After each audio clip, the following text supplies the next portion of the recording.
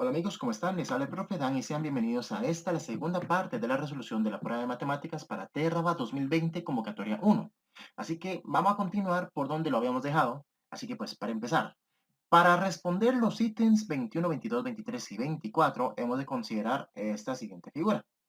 Una composición de rectas en las cuales vienen cada una etiquetadas como L1, L2, L3, L4, L5, es decir, 5 rectas y algunos puntos representados con letras mayúsculas, muy bien.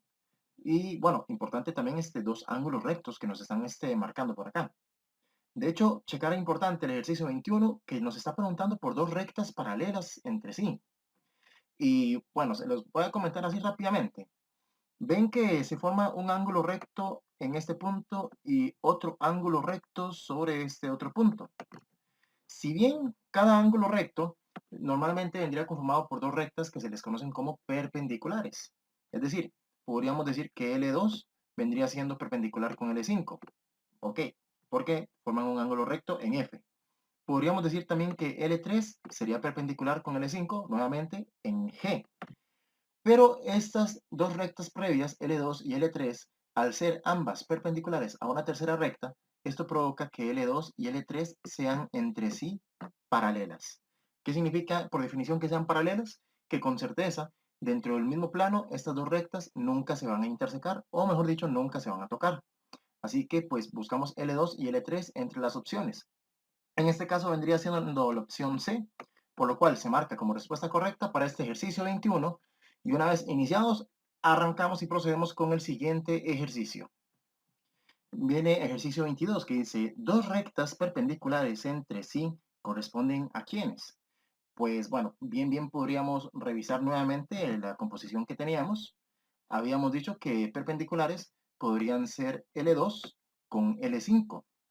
Una forma simbólica para representar la perpendicularidad vendría siendo con esta T invertida para decir que estas dos rectas son perpendiculares entre sí. O bien, habíamos dicho también L3 perpendicular con L5. Recordamos este detalle, ¿eh? Así que, pues por recomendación, podría tomar en cuenta estas rectas en particular y checar en este ejercicio donde aparecen sus susodichas rectas. En este caso, vamos a ver, L2 y L5, ajá, sí apareció en opción D, y con ello pues tranquilamente la marco como respuesta correcta. L3 y L5, por dicha, no apareció en ninguna otra opción. Hubiera sido conflictivo tener dos respuestas correctas en este caso, pero no, en este caso, para el ejercicio 22, opción D, respuesta correcta, y con ello inmediato seguimos con el siguiente ejercicio. Vamos con el ejercicio 23, que nos dice, un segmento corresponde a... Y bueno, les comento algo importante. Aquí lo que estamos haciendo es un análisis simbólico de lo que corresponde a cada una de las opciones. Y de hecho puedo darme el lujo de comentarles a qué corresponde cada una de las opciones según lo que nos están presentando. Ténganse conocimiento de, yendo de abajo para arriba, que lo que tenemos en opción D viene siendo una recta que pasa por los puntos A y C. En la opción C lo que tenemos es un rayo que tiene origen en el punto C y pasa por el punto G. Luego el punto B, decimos que tenemos una semirecta en el cual tiene su frontera o su límite en el punto E y si bien pasa por el punto F. Y también tenemos por último, y lo que nos interesa, el segmento. Un segmento de extremos B y D. Dicho de esta forma, pues ya lo ven venir. Venimos, marcamos opción A como respuesta correcta para este ejercicio 23 y procedemos con el siguiente ejercicio. El ejercicio 24, por su parte, ahora nos pregunta por un rayo, del cual, pues, no encontrando cómo estirar la explicación en este caso, les recuerdo que el rayo es el que corresponde a este tipo de simbolismo que tenemos por acá, que en ocasiones se les marca un punto en el origen y se traza una flecha al final. Muy importante y no confundirlo con la semirecta, el punto que se marca en el origen debe estar completamente relleno, un punto cerrado, como le decimos. Si se deja el puntito sin rellenar, pues se confundiría en toda justicia con una semirecta y pues eso ocasionaría pérdidas catastróficas con puntos tan valiosos como estos. Así que pues sin más que agregar, hoy ejercicio 24, opción C, respuesta correcta. Y así inmediato, señores, vamos al siguiente ejercicio. Dice que para responder los ítems 25 y 26, considere el siguiente prisma recto de base rectangular. Ok, es decir, anticipar que estas bases tienen forma rectangular, ¿está bien? Y pues tenemos todas las caras de este prisma, todo muy bonito, y me preguntan por dos segmentos que sean paralelos entre sí. Entonces tendríamos que ir probando opción por opción. Tal vez podría ser el AC y el BD. Les cuento la condición necesaria. Necesito que estos segmentos sean trazados sobre una misma cara, en primer lugar. Y ya estoy viendo que AC y BD, a pesar de la falta de precisión, no, ni siquiera están trazados sobre una misma cara, así que esta opción vendría siendo incorrecta. Tal vez la segunda opción, segmentos DE y GF. Vamos a ver DE y GF. Primera condición, como les digo, deben estar trazados sobre una misma cara o sobre un mismo plano, y de hecho ya esta condición se cumple perfectamente. Y tras de eso vemos que son segmentos que no se intersecan en absoluto entre sí. Aún si los consideráramos como rectas, nunca se van a intersecar entre sí. De hecho, me puedo bastar y me puedo conformar con marcar esta como opción correcta, donde que si de repente ustedes me dicen que encuentran otra opción correcta aparte de esta, ocasionaría que un ejercicio como este fuese apelable, pero de momento puedo marcar tranquilamente la opción B como respuesta correcta y así, sin más, proceder con el siguiente ejercicio. Dice ahora el ejercicio 26 que considera las siguientes proposiciones. La primera, que el segmento AG es una arista del prisma. ¿Qué entendemos por arista? Pues si bien es cierto, es como decir un segmento, pero este segmento tiene que estar trazado sobre una de las caras del prisma. No se vale que atraviese todo el cuerpo del prisma, situación que de hecho está sucediendo aquí. Así que pues a causa de eso tenemos que dar por descartado esta primera proposición. Este, Podríamos haber encontrado tres posibilidades para aceptar como arista del prisma si partimos del punto A.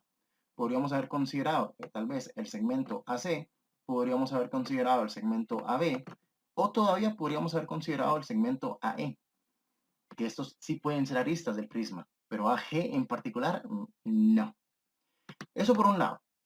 Por otro lado, tenemos la segunda propo que dice que los planos ACDE y BHGF dice que son perpendiculares. Repito, los planos ACDE y BHGF dicen que son planos perpendiculares. Vamos a ver el plano ACDE. Estamos hablando de este plano de acá. Y el otro plano que me estaban comentando, que no lo escribí y no lo recordé, BHGF.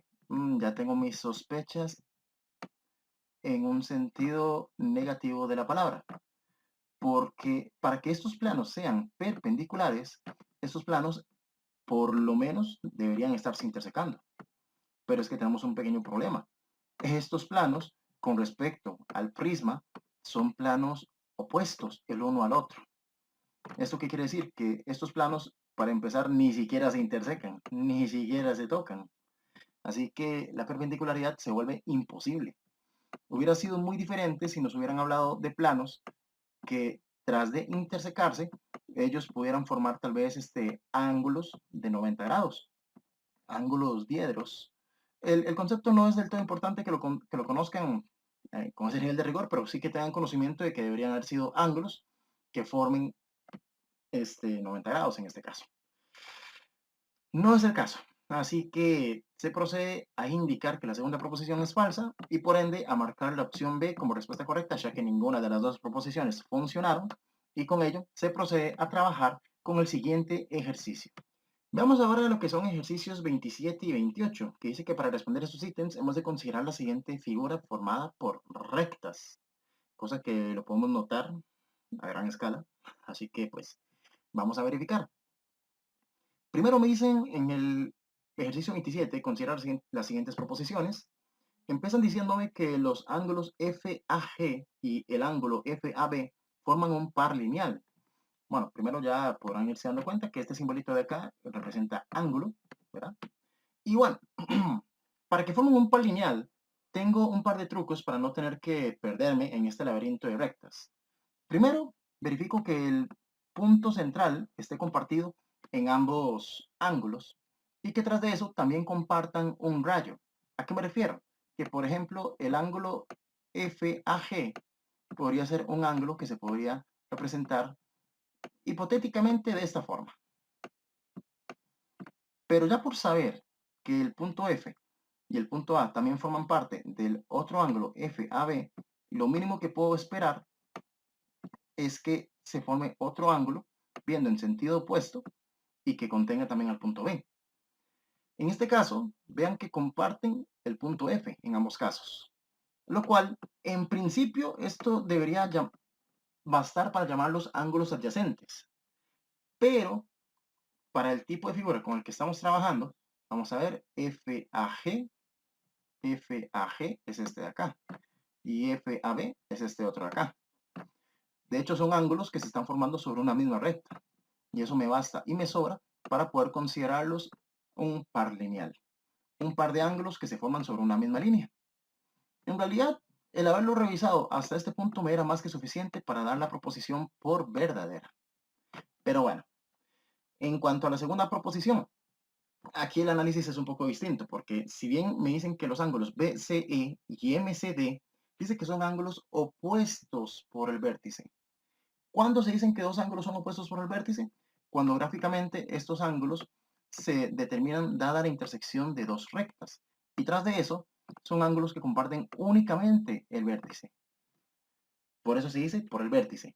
Y tras de eso, pues como pueden notar, se abren como abanicos, pero en sentidos opuestos. Por eso se les llaman opuestos por el vértice.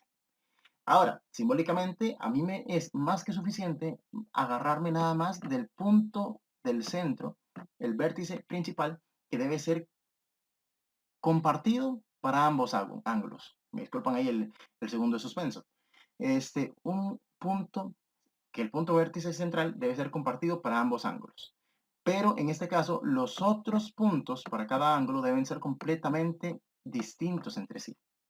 Dichas condiciones se cumplen a cabalidad, pues en lo personal, a mí me basta y me sobra para decir que estos son opuestos por el vértice. Y lo verifico.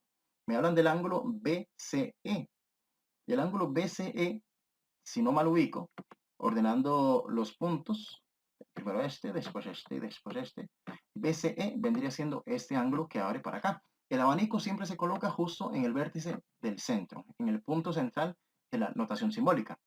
Y el MCD vendría siendo pues también estos tres punticos de acá, solamente que el abanico lo abro en sentido donde están los puntos M y D. Así que pues efectivamente son ángulos que se forman por la intersección de dos rectas y tras de eso abren en sentidos opuestos. Así que sí, afirmo y reafirmo la veracidad de esta proposición, por lo cual para el ejercicio 27 marco entonces opción A como respuesta correcta y con ello, ahora sí, tranquilamente, procedo con el siguiente ejercicio. Dice ahora ejercicio 28, considere las siguientes proposiciones. La primera proposición dice que los ángulos DEH y el AS dice que son congruentes entre sí. Y luego me dicen que los ángulos HGA y FGA son suplementarios entre sí. Bueno, para ello tendríamos que familiarizarnos con algunas propiedades, poder garantizarles, por ejemplo, que si dos ángulos son opuestos por el vértice, entonces con certeza estos ángulos van a ser congruentes. O bien, si tengo dos ángulos que forman un par lineal, entonces estos con seguridad van a ser suplementarios. Así que, veamos, aún si estamos un poquito perdidos en cuanto a definiciones, qué significan congruentes o suplementarios, y que no nos quede, que no se dé más ahí hablar de complementarios, pues aquí tienen las definiciones para que las lean. Mientras tanto, yo les comento que, por ejemplo, quiero verificar que estos ángulos son congruentes respecto a la figura que teníamos anteriormente, figura que no voy a revisar porque me apoyo con el truco del análisis de los vértices. Pues me basta con revisar que solamente comparten el punto E y puedo ver que todos los demás puntos son completamente distintos en ambos ángulos. Esto me da la suficiente seguridad para decir que estos ángulos son opuestos por el vértice. Y si son opuestos por el vértice, entonces con certeza van a ser congruentes. Así que tengo suficiente fe para poder decir, o suficiente evidencia para poder decir que esta primera proposición es verdadera. Mientras que en la segunda proposición, ya vimos que para verificar que dos ángulos fuesen un par lineal, basta con que fuesen adyacentes dentro de la gran figura que nos estaban dando. En particular, los ángulos HGA y FGA podemos ver que comparten no solamente el vértice central, el vértice principal de estos ángulos, sino que también tienen un segundo punto que también comparten. Inclusive puede ser que el punto A esté de tercero en el primer ángulo y que el punto A esté de primero en el segundo ángulo, que aún así seguirían siendo puntos compartidos, que serían suficiente evidencia para decir que estos ángulos forman un par lineal. Y si forman un par lineal, entonces con certeza puedo decir que son suplementarios. Así que voy a dar esta segunda proposición también por verdadera. Y con ello, entonces marco opción A como respuesta correcta para el ejercicio 28. Dicho esto, valientemente, seguimos con el siguiente ejercicio. Viene ejercicio 29, que dice que dado el ángulo phi, si no me equivoco, creo que esta letra se lee como phi. Si alguien maneja alfabeto griego, me lo corrobora, por favor.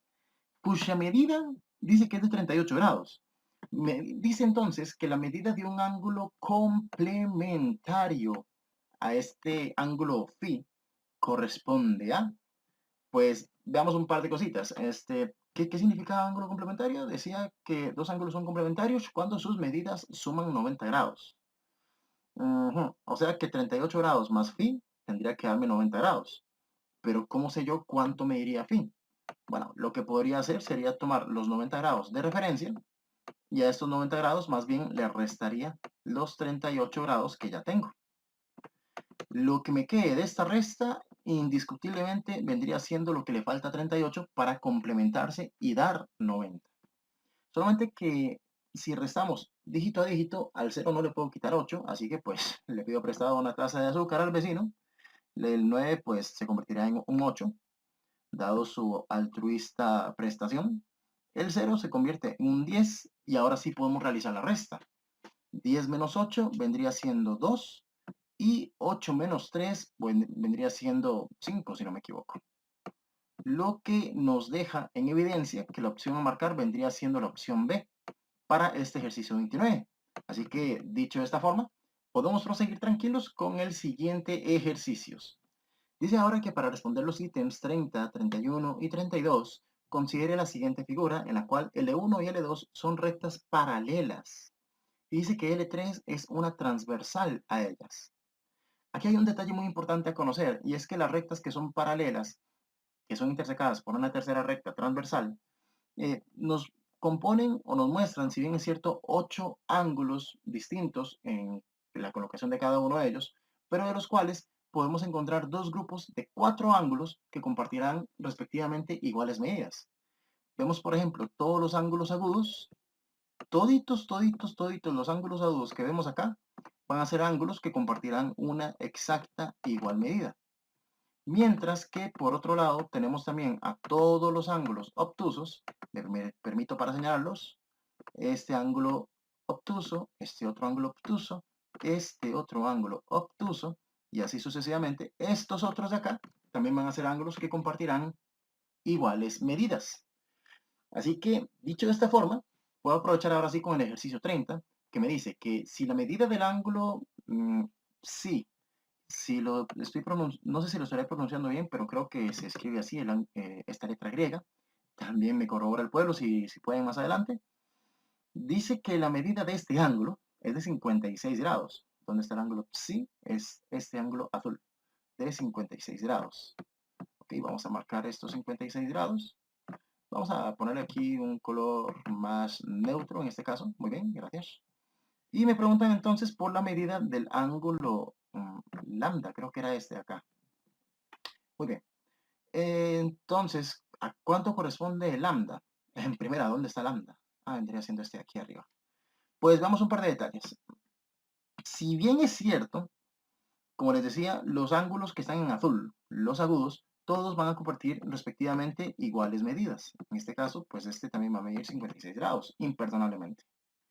Pero también hay otro detalle muy interesante, y es que cada par de ángulos, agudo y obtuso en conjunto, se dicen que son ángulos que forman siempre, bueno, en este caso particular, un par lineal, por la forma en la que están dispuestos. Y al ser un par lineal, se dice entonces que son suplementarios. ¿Qué implica que sean suplementarios? Que entonces a 56 grados, pues si le descubrimos lo que falta para completar 180, entonces así descubriremos cuánto es que mide el ángulo que nos están pidiendo en este caso. Así que se procede con la resta, checando que al 0 no se le puede quitar 6, así que se le pide prestado al vecino. Entonces el vecino le da, como buen samaritano, un dígito más. El 8 se convierte en un 7, el 0 se convierte en un 10. Realizamos la resta de 10 menos 6, que nos da 4. Vamos a ver, he dicho 4, aquí estás. Luego la resta del 7 menos 5, que vendría siendo 2. Y la resta del 1 menos nada, que sigue siendo 1. 124 grados, este vendría siendo pues la medida del ángulo lambda. Así que pues se marca opción B como respuesta correcta para este ejercicio 30 y se prosigue con el siguiente ejercicio. Viene por otro lado este ejercicio 31 que nos dice que si la medida del ángulo, este ángulo en particular que parece una P, pero les garantizo no es una P, creo que se pronuncia RO, o creo que, bueno, se escribe RO. Me pueden corroborar, en este sí estoy seguro de equivocarme con el nombre de esta letra. Pero me dicen que este ángulo mide 50 grados. Y entonces la medida del ángulo mu, este sí estoy seguro que se llama mu, corresponde a, vamos a ver, el ángulo de 50 grados dice que está en esta letra que parece una P, pero que no es una P. ¿Dónde estás? Aquí está. Digamos que ahora en este caso, este ángulo es el que mide 50. Vamos a ver dónde estás. Aquí, aquí, aquí. Muy bien. Y pues nuevamente tenemos que buscar el ángulo mu, que dada la posición, vemos que son ángulos nuevamente que forman un par lineal. Y al ser un par lineal, entonces tendríamos que verificar cuánto le falta a 50 para llegar a 180 grados. Si ya le atinaron al ejercicio, entonces pues nada más adelantan un poquito el video, pero de mi parte pues procedo con realizar la resta frente a ustedes. Vamos a ver por acá. Así que al 0 y al 0 no se les tiene que hacer absolutamente nada. Al 8 y al 5 la resta de ellos me deja 3 unidades. Y a 1 le quito nada para que siga siendo 1. 130 grados es lo que le falta al 50 para que me dé 180. Opción C, respuesta correcta para el ejercicio 31. Y dicho esto, prosigamos con el siguiente ejercicio. Dice el 32, que un ángulo suplementario con el ángulo beta corresponde al ángulo, veamos, beta, ¿dónde estás beta? Beta vendría siendo este chiquitín obtuso color morado. Así que para hacerlo fácil, sencillo y sin dolor, todo lo que necesito es tomar en consideración cualquiera de los ángulos agudos que nos están dando en este ejercicio. Podría ser el ángulo ρ, podría ser el ángulo psi, podría ser el ángulo pi, o bien podría ser el ángulo alfa. Si alguno de estos ángulos aparecen entre las opciones, entonces será más que suficiente para considerarlo como respuesta correcta. Vamos a ver. Creo que voy a tener que desplazar. Aquí estás. Vamos a ver quién aparece de ellos. Pues al parecer el ángulo alfa. Tenemos aquí un ganador. Entonces este ángulo alfa decimos de forma inmediata que vendría siendo suplementario con el ángulo beta. Ya que de hecho cada par de ángulos, agudo y obtuso, en esta disposición de rectas entre paralelas y transversal, siempre van a ser suplementarios entre sí, de una u otra manera. Así que queda la respuesta correcta y con esto proseguimos con el siguiente ejercicio. Se viene ejercicio 33, que dice, considere las siguientes tripletas. Tenemos 22, 15, 18. Tenemos 33, 20 y 15. Y nos dice que de las tripletas dadas corresponden a medidas de los lados de un triángulo. Esto viene correspondiendo a algo llamado desigualdad triangular. Y en la desigualdad triangular, normalmente, si logro verificar que la suma de dos lados cualesquiera terminen siendo aún mayor que el tercer lado, con esto debería ser suficiente para poder verificar que los lados que me están dando funcionan. Para hacerlo más seguro, podría apoyarme de los lados de menor medida. Por ejemplo, en el primer caso del 15 y el 18. Podría realizar la suma de 18 más 15. De hecho, inclusive siendo una suma, puedo ordenarlo a conveniencia, que el resultado de la suma va a ser el mismo, aunque todavía no sé cuánto. 8 más 5, si no me equivoco, vendría siendo 13. Así que llevo 1 arriba. Y aquí la suma de las decenas vendría dándome otro 3.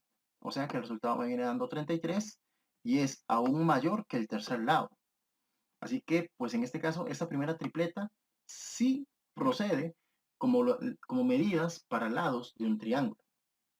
Podríamos verificar también la segunda tripleta, tal vez tomando el 20 y el 15, que son los lados de menor medida, y realizando la suma con estas longitudes o con estas cantidades. De hecho, en este caso, la suma es un poquito más trivial o más inmediata. Podemos decir que las unidades van a quedar 5 sin problema, y en las decenas va a quedar un 3 de forma inmediata, un 35 en este caso. Y este 35 vuelve a superar al lado de mayor medida. Así que esta tripleta también funciona como medidas de lados para un triángulo. Lo que me lleva a considerar opción A como respuesta correcta para este ejercicio 33. Y con esto tranquilamente podemos proseguir con el siguiente ejercicio. Ejercicio 34, que dice, si la medida de uno de los ángulos internos de un triángulo rectángulo es de 42 grados, entonces la medida del tercer ángulo interno corresponde a... Bueno, les voy a ser franco, lo del tercer ángulo interno no tiene mucho sentido, no están enumerados, no se indica quién es el primero, el segundo o el tercero, pero aún así el ejercicio es perfectamente resolvible. ¿Por qué? Porque se dice que un triángulo rectángulo se le llama así cuando éste posee un ángulo recto, es decir, un ángulo que ya de forma previa nos anticipamos a decir que tiene 90 grados. De hecho, también me están diciendo entonces que hay otro ángulo de 42 grados, vamos a indicarlo, un ángulo de 42 grados, y habría que buscar este tercer ángulo. Para tales efectos, hay dos opciones. Podríamos considerar realizar, digamos, la resta de 90 menos 42 o realizar la resta de 180 menos la suma de 90 más 42. Explico esto. Resulta que en todo triángulo, y esto no es exclusivo de los triángulos rectángulos, en todo triángulo, de hecho la suma de los tres ángulos internos siempre da 180 grados, absolutamente siempre. Pero en particular, cuando me dicen que el triángulo es rectángulo, podemos tomar un pequeño atajo y no enfocarnos en los tres ángulos, sino solamente en los dos ángulos agudos que nos dan. Ya sabemos que la mitad de la suma de 180 ya está cubierta con el ángulo recto. Así que los otros 90 grados que nos faltan, lo cubrimos con los otros dos ángulos. Ya sabemos que uno de ellos mide 42 grados, pero el otro, pues lo vamos a averiguar. A 0 no le puedo quitar 2, le pedimos una taza de azúcar al vecino, el 9 lo convierto en 8, he dicho que lo convierto en 8, el 0 lo convertimos en 10, y ahora sí que sí. A 10 le puedo quitar 2 para que me dé 8, y por otro lado, al 8 de las decenas le puedo quitar 4 para que me queden otros 4. O sea que la respuesta a marcar vendría siendo 48 grados en opción B para el ejercicio 34. Dicho así, señores, pues sigamos tranquilos con el siguiente ejercicio. Se viene ahora que para responder los ítems 35 y 36, considere la siguiente figura. Entonces vemos aquí un triángulo y vemos que a uno de los lados se le hace una prolongación a modo de rayo. Y vemos dos ángulos, un ángulo alfa y un ángulo zeta. Me preguntan en el ejercicio 35 por la medida del ángulo zeta. Y aquí tenemos un gran atajo. Ven ustedes que el ángulo alfa es adyacente al ángulo zeta, es decir, que comparten si bien un mismo rayo, un mismo lado. Pero en realidad podría agarrarme de los dos ángulos internos que no son adyacentes a zeta. ¿Qué atajo puedo aprovechar?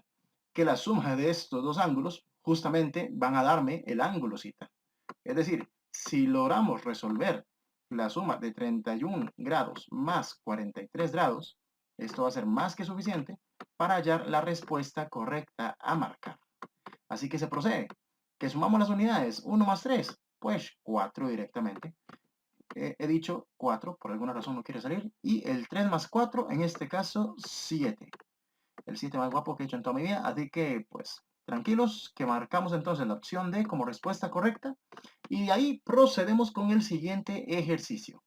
Ejercicio 36, que me dice la medida del ángulo alfa corresponde a...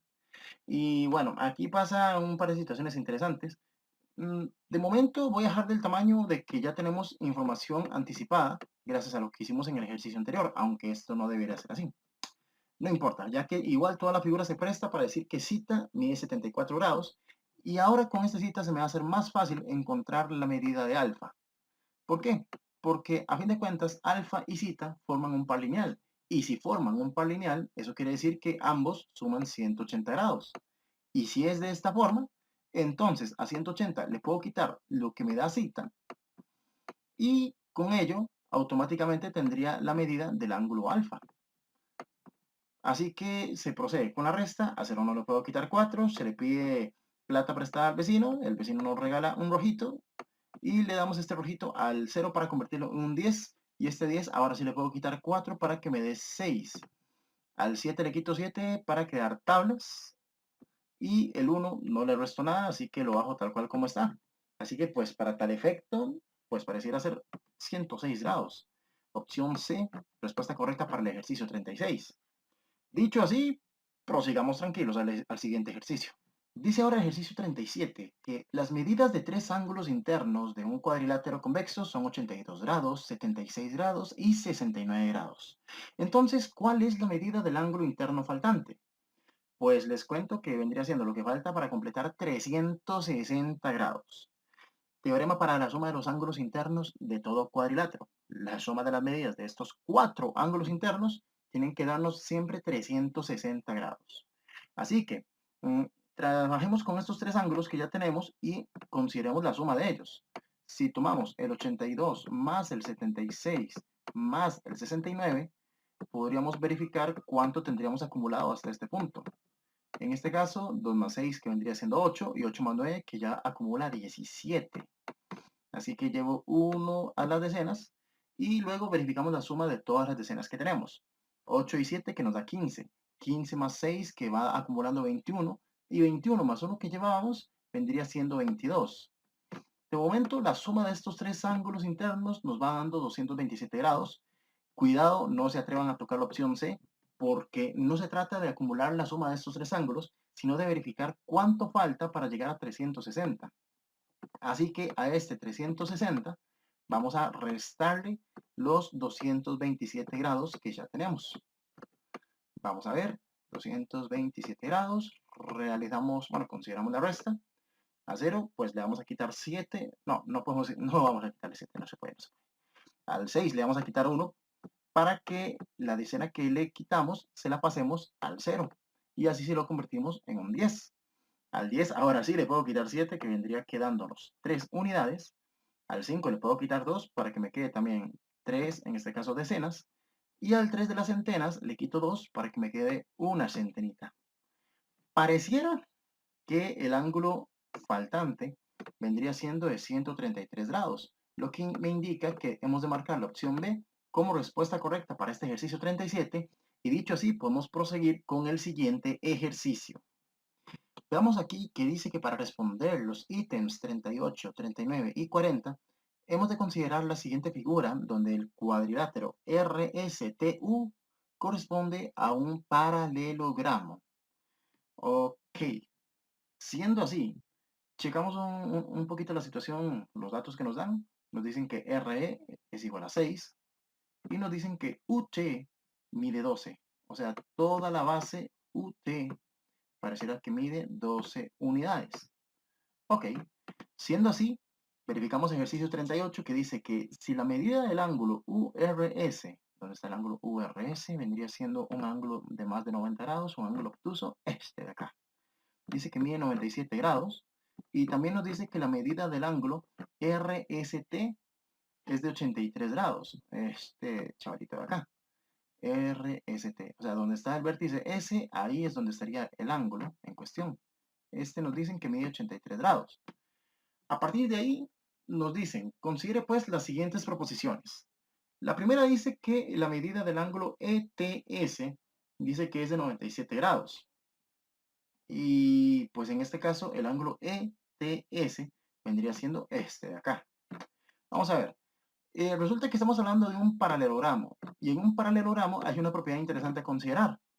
Y es que los ángulos que son opuestos dentro de la figura también son congruentes entre sí.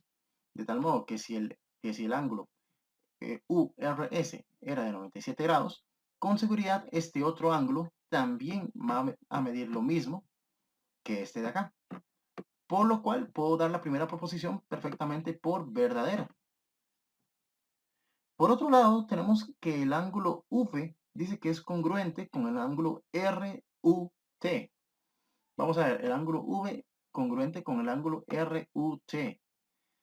Estos dos ángulos de acá. Cosa que a simple vista podemos decir absolutamente que no.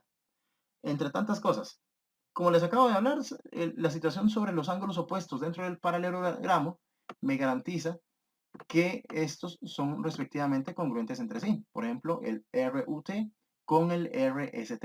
Tenemos dos ángulos que miden 83 y 83 grados. O sea que este ángulo de acá es un ángulo agudo. Y vemos gráficamente que forma un par lineal con el ángulo V.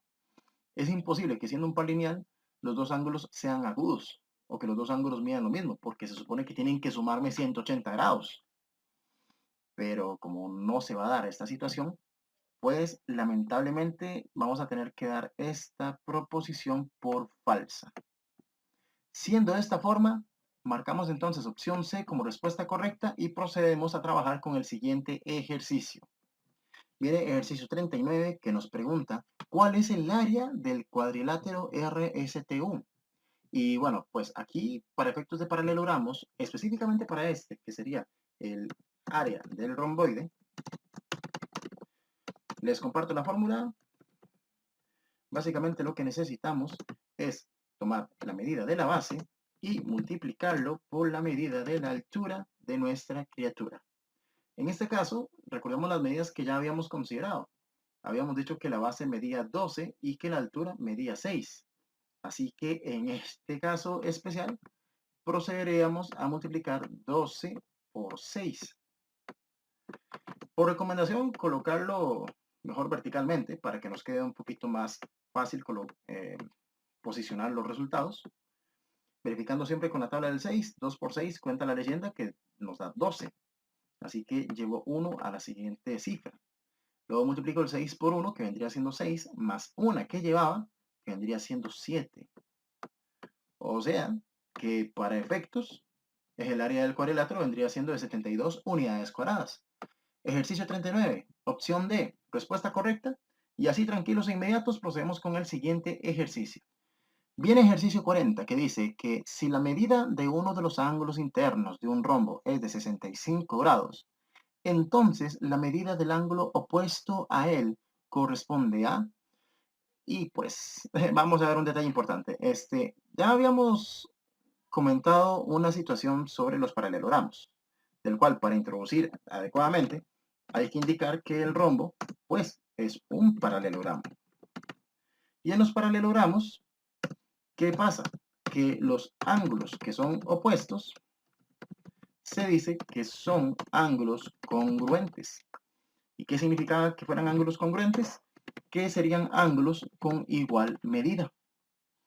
Así que, para no hacer muy largo el ejercicio, que no hay por dónde alargarlo, el ángulo opuesto a este interno que mide 65 grados va a ser pues otro que también medirá 65 grados. Esto conlleva marcar la opción B como respuesta correcta para el ejercicio 40 y dicho y hecho de esta manera, dejamos hasta aquí, señores, esta segunda parte de la resolución para esta prueba. Agradeciéndoles grandemente vuestra compañía hasta este punto. Agradeciendo también los pulgares arriba que les dan si es que el video les está siendo de gran utilidad. La suscripción, invitación cordial para quienes no están suscritos todavía y que activen la campana para que sigan recibiendo información para más videos o publicaciones que voy haciendo. Igualmente ahí si pueden compartir con más personas que sepan que están estudiando para este examen de séptimo, créanme, generaciones completas lo agradecerán, señores. Así que pues, lo que sean consultas, dudas, comentarios, observaciones, gratitud, lo que les salga del corazón, en la caja de comentarios estamos ahí aptos y dispuestos ahí a dialogar en cuanto el tiempo nos lo permita. Y sin más, yo voy procediendo a trabajar con siguientes videos, preparándoselos para que tengan material completo para este examen que se nos avecina. Sin más, despidiéndome de ustedes, señores, que les ha hablado el profe Dan, y vamos con todo adelante, echando siempre para adelante con el estudio.